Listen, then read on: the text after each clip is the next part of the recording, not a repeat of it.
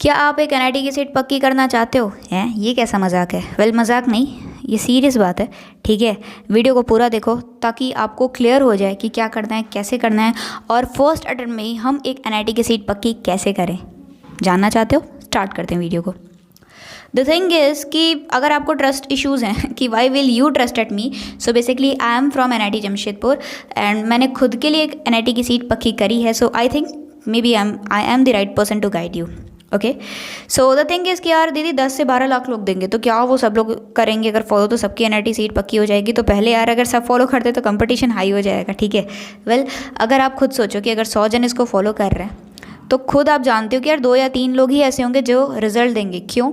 क्योंकि स्टार्टिंग में तो सारे लोग आएंगे। ठीक है, 2-3 लोग आई मीन स्टार्टिंग के 2-3 दिन तक सब इसको फॉलो करते हैं बहुत अच्छे से कि ये कर लेंगे वो कर लेंगे, जो जो बताया अच्छे से कर रहे हैं। जैसे ही 3 दिन 4 दिन हुआ, लोगों के बैकलॉग क्रिएट होने लग जाते हैं। 7-8 दिन होते होते उनकी उम्मीद फिर से उम्मीदों पे पानी पड़ जाता है और फिर वो छोड़ देते हैं सीरीज़ को फॉलो करना। राइट, तो मिस्टेक्स तो मैंने ऑलरेडी बता दी। तो अगर आप वो सारे मिस्टेक्स नहीं करोगे तो ऑब्वियसली आप इन 2-3 जन में आराम से आ जाओगे। और ये 2-3 20 और 30 भी हो सकता है। ठीक है, और इवन 0 भी हो सकता है। तो डिपेंडिंग अपॉन कि आप मेहनत करते हो या नहीं। As I already told you कि हम मिस्टेक्स क्या करेंगे। तो पहले तो ये बता दे यार दीदी कितने दिन तक चलेगा यार, बता दो। तो यार ये 20 डेज़ चैलेंज है और ये आपका स्टार्ट होगा 28 मार्च से। ठीक है, 20 दिन तक ये चलेगा। डेली आपको टारगेट्स एक दिन पहले, लाइक अगर 28 से स्टार्ट हो रहा है तो 27 को ही आपको 27 को 9 बजे आपको आपका टारगेट मिल जाएगा जो आपको कल करना है। सो दैट अपना प्रॉपर प्लान कर लो। ठीक है, अब यार as I already told you कि स्टार्टिंग में बहुत भयंकर लगता है भाई, अपन को तो करना है, ऐसा ऐसा जोश होता है। ठीक है, जोश हमारा हाई होता है बेसिकली। तो इसलिए पहले बोल दिया जोश हाई रखो, बस उसको मेंटेन करो, है ना। कभी लोग क्या कहेंगे, यार दीदी प्रैक्टिस करने का मन नहीं कर रहा है। अरे मन कर रहा है नहीं कर रहा है वो डजेंट मैटर, करना पड़ेगा, दैट्स इट। सबको लेक्चर देखना है, ठीक है, प्रैक्टिस किसी को नहीं करना है। और ये आई थिंक 100% ट्रू है, क्योंकि आपको खुद पता है यार, आप लेक्चर्स तो देख लेते हो बट जब प्रैक्टिस की बात आती है तो आप बोलते हो यार प्रैक्टिस करने का मन नहीं कर रहा। बट वो आदत भी तो आपने ख़राब करी है ना, 2 या 3 साल से लगभग बस लेक्चर्स ही देखते आए हो। प्रैक्टिस करने की बात आती है तो तुम सोचते हो यार थोड़ा और सिलेबस कंप्लीट कर लेते हैं, थोड़े और लेक्चर्स देख लेते हैं ताकि सिलेबस कंप्लीट हो जाए, फिर एक बार पूरा मिल के प्रैक्टिस करेंगे। अगर ऐसा सोचते हो तो अब ना उस थॉट प्रोसेस को छोड़ दो। ठीक है, एंड द थिंग इज़ कि इंस्टेंट रिजल्ट नहीं मिलता। ठीक है, ऐसा नहीं है कि तुमने 2-3 दिन करा एंड देन तुम्हारे को रिजल्ट मिलने लगेंगे। कंसिस्टेंसी के साथ डेली टारगेट्स को फॉलो करते चलो, है ना। और द थिंग इज़ यार अब बस लग जाओ। अच्छा, तो मिस्टेक्स आप क्या क्या कर सकते हो वो हम थोड़ा क्लैरिफाई कर देते हैं, अदरवाइज़ पता चला वो मिस्टेक्स आप करने लगोगे तो दिक्कत हो जाएगी। ठीक है, तो जब आप सीरीज़ फॉलो करोगे ना तो पहला मिस्टेक ये होगा कि आप डे 2 पे आ गए। मान लो डे 1 के टारगेट्स आपने बड़े अच्छे से किए, अब आप डे 2 पे आ गए तो ना आप क्या करोगे, डे 2 का करके सो जाओगे। बट ऐसा नहीं करना है आपको। डे 2 पे अगर आप हो तो डे 1 का भी आपको रिवीजन करना है। ठीक है, अगर आप डे 3 पे आ गए तो आपको डे 1 और साथ साथ डे 2 ये दोनों रिवीजन करना है। ठीक है, एक और चीज़ यार, एक कॉपी ही ले लो। ठीक है, नई कॉपी बना लो, है ना। और एक पेज या 2 page, max to max 2 page में आज जो भी पढ़ा तुमने उनमें जो भी आपको इंपॉर्टेंट फार्मूलाज मिले, थोड़ा छोटा छोटा अच्छी राइटिंग में, ऐसा ना हो कि खिचड़ी बन जाए ताकि खुद भी पढ़ ही ना पाए उसको। ठीक है, इंपॉर्टेंट फार्मूलाज जो भी मिले या फिर कुछ हमको इंपॉर्टेंट कॉन्सेप्ट मिल गया, फिर कुछ इंपॉर्टेंट पॉइंट मिल गया। ठीक है, तो हमारे पास मैक्स टू मैक्स एक दिन का 2 पेज एक्सट्रैक्ट आ जाएगा।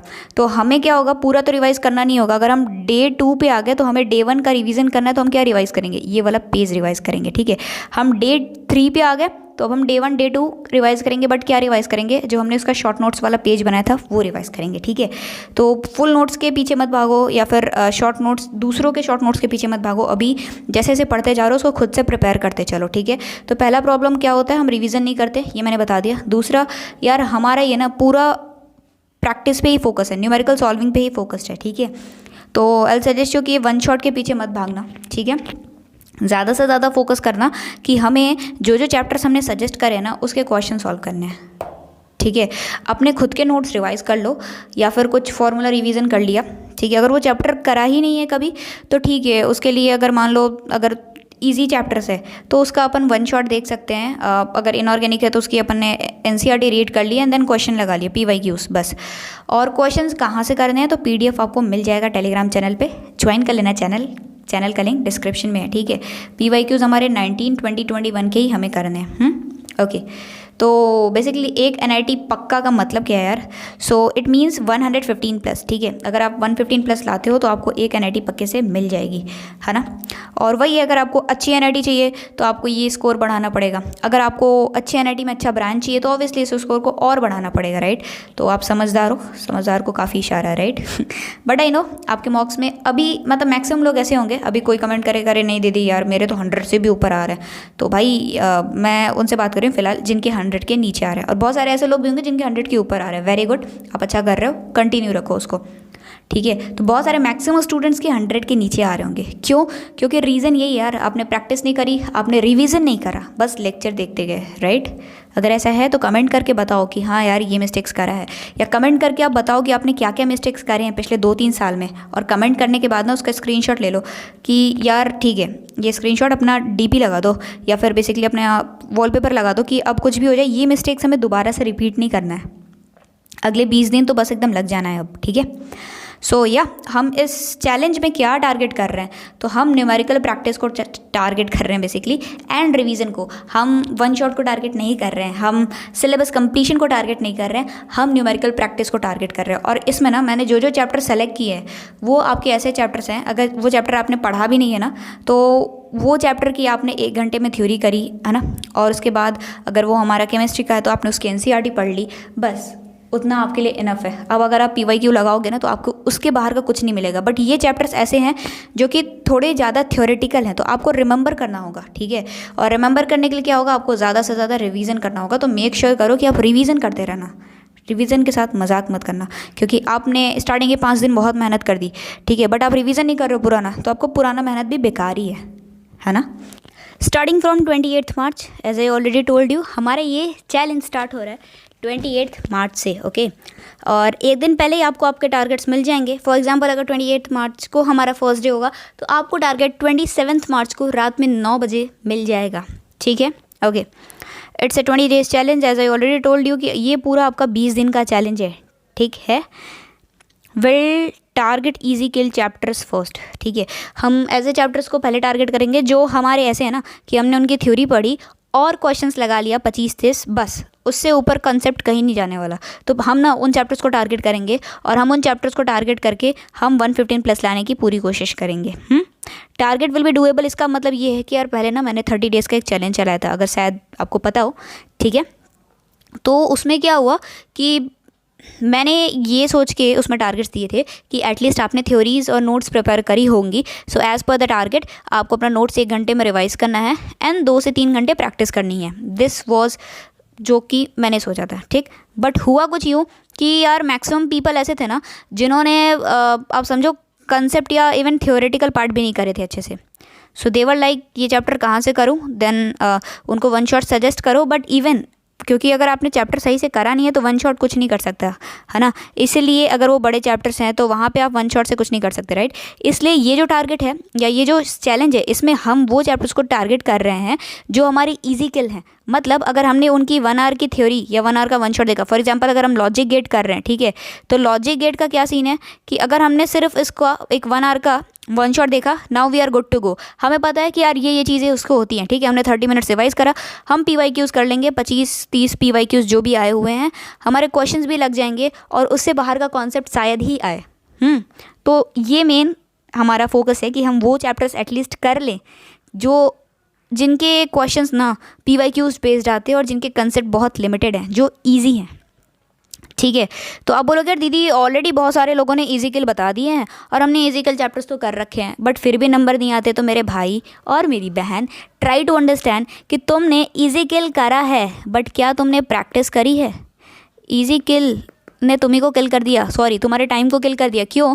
क्योंकि तुमने यार बड़े मौज से वन शॉट देखा, तुमने आई थिंक बहुत बार मैथमेटिकल रीजनिंग के वन शॉट्स देख लिए होंगे और इवन पॉलीमर वगैरह के देखे होंगे। बट तुम बताओ क्या तुमने प्रैक्टिस करी कभी? क्या तुमने नोट्स को रिवाइज़ करा कभी? क्या तुमने नोट्स भी बनाए थे? नहीं। तो यार उसको एज अ मूवी पॉपकॉर्न खाते हुए मत देखो ना। अगर देख रहे हो तो उसको प्रॉपर पेन कॉपी लेके, है ना। लेकिन अगर तुम मूवी देख रहे हो तो क्या मूवी के टाइम तुम पेन कॉपी लेके बैठते हो? बोलोगे दीदी क्या बोल रहे हो, शोभा नहीं देता, लाइक उस टाइम तो हमारे हाथ में कोल्ड ड्रिंक और चिप्स होते हैं। इन द सेम वे अगर तुम लेक्चर देख रहे हो तो भाई बहन लेक्चर देखते वक्त भी तुम्हारे पास कोल्ड ड्रिंक और चिप्स नहीं होनी चाहिए, उस टाइम तुम्हारे पास पेन कॉपी होना चाहिए और पूरा तुम्हारा दिमाग वहीं पे होना चाहिए। ऐसा नहीं है कि मस्त बस एज ए लेक्चर बस 2x पे करके हमारे को बस सिलेबस कंप्लीट करना है इसलिए हम 2x पे देख रहे हैं, एक तरीके से बस अंदर से फीलिंग आ जाए कि हाँ भाई कर लिया सिलेबस, बट रियलिटी में कुछ नहीं आ रहा है क्योंकि हमने प्रैक्टिस तो करी ही नहीं है। इसलिए हम ऐसे टारगेट्स देंगे जो डुएबल होंगे, क्योंकि छोटे छोटे टारगेट्स होंगे जो आप आराम से कर सकते हो, आपके पास उसके बाद भी एक्स्ट्रा टाइम बचेगा। और अगर हमारे पास टारगेट्स डुएबल होते हैं तो ये जो हमारी प्रोक्रास्टिनेशन वाली आदत होती है ना, हम छूट जाती। क्यों? क्योंकि हमें लगता है यार एक दिन में इतना ज़्यादा टारगेट हम कैसे करेंगे, और ये सोचते सोचते हम प्रोक्रास्टिनेट करते हैं। बट अगर हमारे पास कम या छोटे टारगेट्स होंगे तो हम प्रोक्रास्टिनेट नहीं करेंगे, हम टारगेट्स को करेंगे। देयर विल बी 3 स्लॉट्स, हम 3 स्लॉट रख रहे हैं। 2 स्लॉट हमारा 4 से 5 घंटे का होगा, डिपेंडिंग अपॉन आपका प्रिपरेशन लेवल कितना है उस चैप्टर का। As I told you, logic gate की अगर हमने फिर से एग्जांपल ले, अगर हम तो हमने अगर पहले से लॉजिक गेट पढ़ रखा है, सिर्फ हम 30 मिनट में नोट्स रिवाइज करें, 1.5 घंटा हमने क्वेश्चन प्रैक्टिस किया, एनालिसिस कर लिया, मतलब मैक्स टू मैक्स 2 से 3 घंटे में कर लिया। बट तुमने लॉजिक गेट कभी नहीं पढ़ा तो तुम्हारा 1 घंटे का वन शॉट भी इनफ है उसके लिए, क्योंकि उतना ही कॉन्सेप्ट है वो पढ़ा। देन हमने क्वेश्चंस वगैरह मतलब PYQs लगा लिए और साथ साथ नोट्स भी रिवाइज कर रहे हैं, तो बस हो गया। तो इस बार क्या होगा, आपके कुछ 3-4 घंटे लगेंगे, तो मैक्स टू मैक्स आपको 4 से 5 घंटे लग सकते हैं, डिपेंडिंग अपॉन आपकी प्रिपरेशन लेवल क्या है। अगर आपने वो चैप्टर अच्छे से कर रखा है, लाइक मैथमेटिकल रीजनिंग आपने अच्छे से करा है, ठीक है, थ्योरीज कर लिए, शॉर्ट नोट्स बना दिए, बस क्वेश्चंस करना है, तो आपको सिर्फ 2 घंटे लग सकते हैं, है ना। तो इस चीज़ को ध्यान रख लो। बट ये चीज़ है ना कि जो ईजी किल वाले होते हैं, जो चैप्टर्स हमने इसमें इंक्लूड करा है, उनके ना 19, 20, 21 के क्वेश्चन ज़रूर करना। और एट लास्ट तुम्हें एक चीज़ पता चलेगी जब तुम पेपर में बैठोगे कि यार ये सारे क्वेश्चन मतलब मैक्सिमम तो देखे आ रहे हैं, मतलब ऐसे टाइप के क्वेश्चन मैंने देख लिए हैं। तो इसलिए ना इनके कंसेप्ट बहुत ज़्यादा लिमिटेड होते हैं, इनके क्वेश्चन टाइप बहुत ज़्यादा लिमिटेड है। तो I think you can't afford of living it these chapters actually, ठीक है। और इसके बाद एक हमारा स्लॉट रहेगा जो हम डेली 1 घंटे दे रहे हैं, किसको, इनऑर्गेनिक को, जिसमें हम ब्लॉक केमिस्ट्री को फोकस करेंगे। तो हम लाइक डेली हर एक ब्लॉक को 2-2 दिन दिए हैं, ठीक है, हर एक ब्लॉक को 2-2 दिन आराम से दिया है। तो उसमें आप एक दिन ब्लॉक NCERT से पढ़ा, अगले दिन PYQ कर लिया, ऐसे ऐसे करके आप आराम से ये SPDF ब्लॉक कर सकते हो, ठीक है ना। तो यहाँ से आपके कुछ 5 क्वेश्चन आ जाते हैं टोटल, तो इवन लाइक 4-5 क्वेश्चन आराम से इधर से आ जाता है, ठीक है। और उसके बाद अगर आप देखो तो आप आराम से 4-6 घंटे आपके पास बचेगा, जिसमें आप वो चैप्टर रिवाइज कर सकते हो जो आपने पहले पढ़ा था। Even the most important thing is कि अगर आप एक ऐसे स्टूडेंट हो जिन्होंने, लेट्स से हमने अपना स्केड्यूल 24 को रिलीज़ किया और आपको पता चल जाएगा कि इनमें से कुछ ऐसे चैप्टर्स भी हैं जो हमें अच्छे से आता है। फॉर एग्जांपल मान लेते हैं हमारे को रोटेशन आता है, बट वो हमारे वाले जो मैंने स्केड्यूल दिया उसमें नहीं है, आपको रोटेशन आता है, तो आप ये जो एक्स्ट्रा टाइम बचे ना, इसमें आप रोटेशन की प्रैक्टिस कर सकते हो। उसके हिसाब से आप सेट कर लेना कि कुछ चैप्टर जो मुझे पहले से आते हैं बट स्केड्यूल में नहीं है, क्योंकि रोटेशन हो गया, इलेक्ट्रोस्टैटिक्स हो गया, ये सारे चैप्टर बहुत लोगों ने करे हैं बट मैक्सिमम लोग नहीं करे होते हैं, ठीक है, क्योंकि उनका इसका कॉन्सेप्ट ही क्लियर नहीं होता, या फिर क्लियर है तो उन्होंने प्रैक्टिस नहीं करा है। और अगर वो लास्ट मोमेंट पे 4-5 घंटे में करने की भी कोशिश करेंगे तो उनका टाइम ही वेस्ट होगा, ये चैप्टर्स क्लियर नहीं होने वाले। तो अगर आप ऐसे स्टूडेंट हो जिन्होंने इन पर्टिकुलर चैप्टर्स को कर लिया तो वेल एंड गुड, आप ये एक्स्ट्रा वाला जो टाइम है ना, उनमें आप उन चैप्टर्स को कर सकते हो, ठीक है। And yes, I request you all कि यार एटलीस्ट 2-2 लोग को तो शेयर करो प्लीज़, है ना। एंड आपको पूरा जो इसका स्केड्यूल होगा जो हम फॉलो करेंगे वो आपको 24 मार्च को पता चल जाएगा। एंड येस, एंड यार at last don't forget to subscribe to our channel, ठीक है, चैनल को सब्सक्राइब करना मत भूलना, क्योंकि 24 को आपको स्केड्यूल मिल जाएगा। उसके बाद डेली के डेली आपको टारगेट्स मिलते जाएंगे।